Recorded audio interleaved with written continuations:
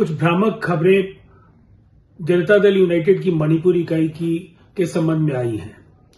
स्पष्ट करना चाहूंगा कि जनता दल यूनाइटेड की मणिपुर इकाई के अध्यक्ष को उनके पद से अनुशासनहीनता के आरोप में मुक्त किया जा चुका है। एनडीए की वहां जो सरकार है उसको पूर्व की तरह समर्थन आगे भी जारी रहेगा और पूरी मजबूती के साथ न केवल मणिपुर, बिहार और देश में एनडीए की मजबूती के लिए जनता दल यूनाइटेड ने जो पहले काम किया है, हम उसी तत्परता और निष्ठा के साथ आगे भी अपना समर्थन जारी रखेंगे। नमस्कार, आप लाइव बिहार देख रहे हैं। मैं हूं राजमोहन तिवारी।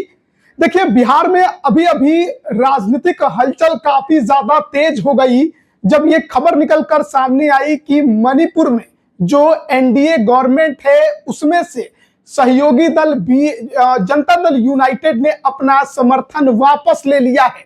जिस तरीके से ये खबर सियासी गलियारों में फैली, उसके बाद नीतीश और बीजेपी की दोस्ती खत्म होने की खबरें चलने लगी। कहा यह भी जाने लगा कि बिहार में भी खेला जरूर होगा। लेकिन देखिए, अब जनता दल यूनाइटेड के हाई कमान के तरफ से एक बड़ी खबर दी गई है जिसमें बताया गया है कि मणिपुर के जो प्रदेश अध्यक्ष हैं जनता दल यूनाइटेड के, उन्होंने हाई कमान से बात किए बिना ही समर्थन वापसी का पत्र लिख दिया और ऐसे में अब पार्टी हाई कमान ने उनके फैसले को तुरंत ही पलट दिया है और मणिपुर के प्रदेश अध्यक्ष की कुर्सी से भी उन्हें हटा दिया गया है। यानी कि जनता दल यूनाइटेड अभी भी एनडीए में काबिज है और जो वहां पर सरकार जनता दल यूनाइटेड की बीजेपी के साथ चल रही थी वो भी अब जारी रहेगा। उसमें कोई हेर फेर, कोई बदलाव, किसी भी प्रकार के किसी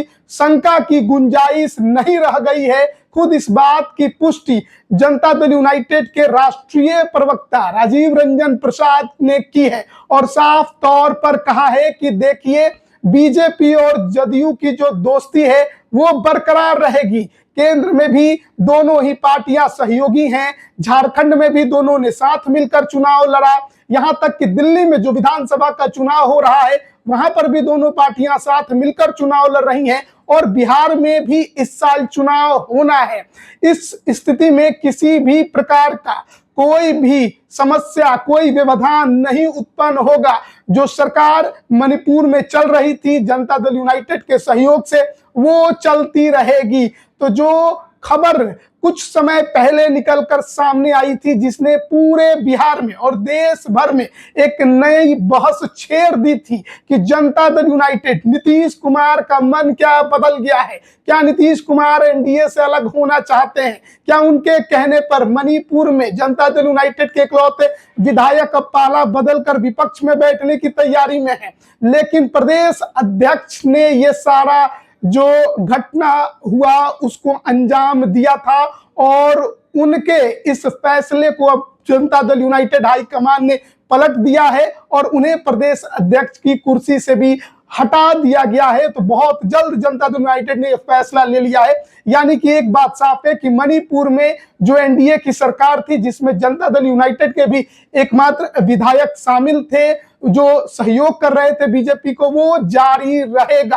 आपको मालूम होगा कि 2022 में मणिपुर में विधानसभा का चुनाव हुआ था जिसमें जो बीजेपी है वो 32 सीटों पर चुनाव जीतने में कामयाब हुई थी। 60 सदस्यीय विधानसभा है और अकेले बहुमत उसे हासिल हो गया था। लेकिन जनता दल यूनाइटेड भी 6 सीटों पर चुनाव जीतने में कामयाब हुई थी और बड़ी खबर कुछ समय बाद ही निकली थी जब बीजेपी ने जेडीयू के 6 में से 5 विधायकों को अपने पाले में ले लिया था। लेकिन अब जो जिस तरीके से बिहार में और देश में एनडीए का जो संगठन है उसमें जेडीयू भी अब शामिल है, उसके बाद मणिपुर में भी इसी तरह का जो गठबंधन है वो देखने को मिल रहा था। लेकिन जिस तरीके से कुछ समय पहले आज ये खबर निकलकर सामने आई थी उसने पूरे बिहार में भी भूचाल मचा दिया था। लेकिन अब जनता दल यूनाइटेड की तरफ से ये स्पष्ट कर दिया गया है कि प्रदेश अध्यक्ष ने बिना किसी राय मशविरे के, बिना हाईकमान से बातचीत किए फैसला लिया था। अब उसका कोई महत्व नहीं रहा गया है,